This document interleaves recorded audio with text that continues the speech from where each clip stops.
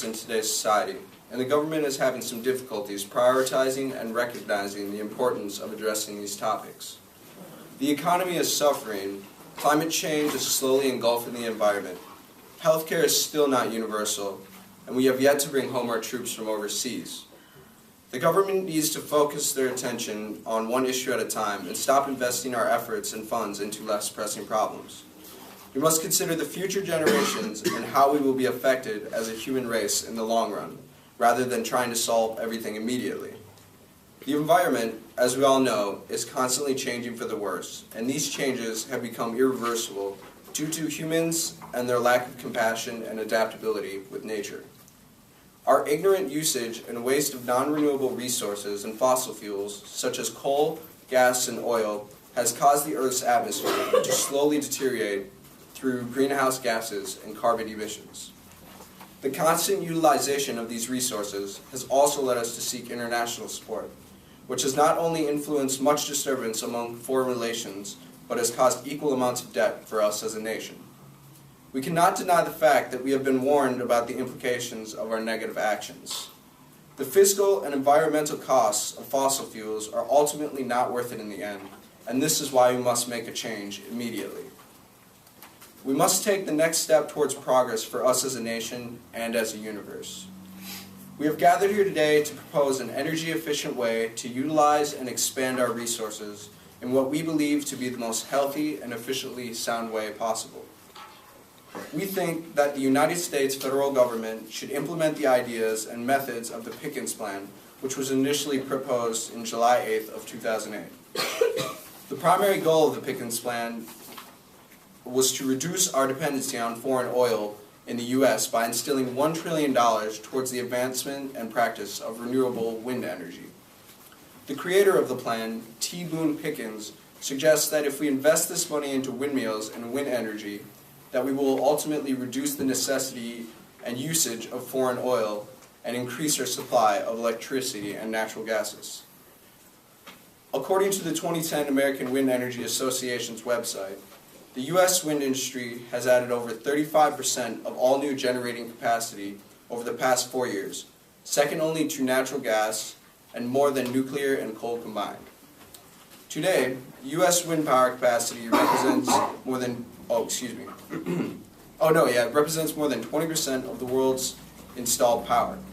If acted upon with proper authority and management, Pickens believed that his plan could not only increase overall energy by 20%, but could also decrease international oil imports by almost 40% over the next decade. Imagine what we could achieve with this opportunity. With this plan, we could generate much more cash flow within our economy, we could increase our electric power and independence from foreign nations, and we could do so while living in harmony with the environment. There are a few main goals in which the Pickens Plan focuses on to ensure its success. This includes investing in private firms of the windmill industry and finding geographically fit locations for windmills. The plan suggests that these windmills will be strategically placed in an area with the most frequent wind currents. The majority of the windmills would be built in the Great Plains region, located west of the Mississippi and east of the Rocky Mountains, and they would power the west, south, and midwest regions of the nation. The government would be responsible for the purchase and maintenance of power lines to connect these windmills, regions, and farms to a central hub where it can be processed and turned into electric energy. Extra fossil fuels that have not been utilized after this plan has been carried out could be used to power much more efficient CNG vehicles, which are able to carry larger amounts of individuals, such as buses and trucks. According to Energy Efficiency and RenewableEnergy.com, CNG is an acronym for compressed natural gas, and though it still emits carbon dioxide, it is about 25% less than that of gasoline, due to the fact that natural gases are ultimately healthier and less synthetic when they are burned. This could overall help promote environmental awareness and influence people to take the bus rather than their own cars.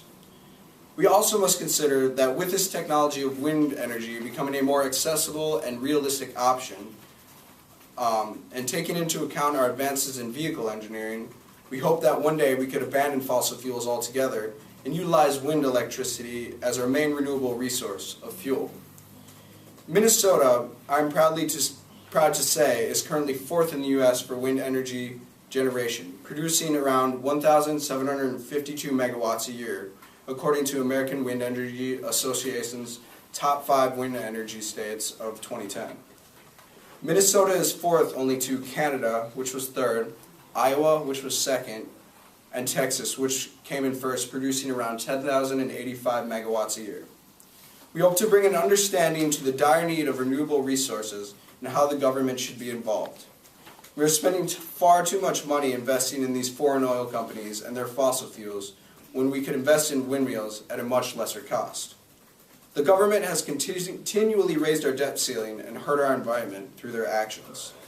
We hope that we can finally influence the government to take proper measures and consider the future implications of ignoring the unnatural environmental changes that we see every day.